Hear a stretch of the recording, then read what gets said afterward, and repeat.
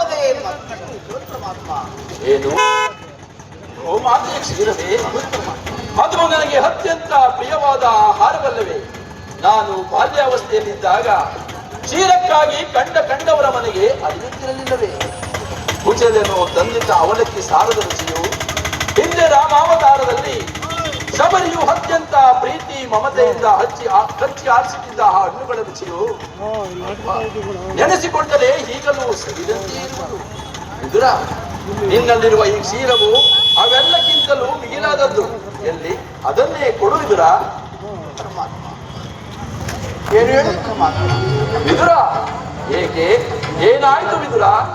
ಪರಮಾತ್ಮ, ತಮಗಾಗಿ ಇಟ್ಟಿದ್ದ ಆ ಕ್ಷೀರವನ್ನು ತಮಗೆ ಅರ್ಪಿಸಿ ಪ್ರಸಾದ ರೂಪದಲ್ಲಿ ನಾನೇ ಸ್ವೀಕರಿಸಿದಲ್ಲ ಪರಮಾತ್ಮ. ಏನು ನನಗರ್ಪಿಸಿದೆಯಾ?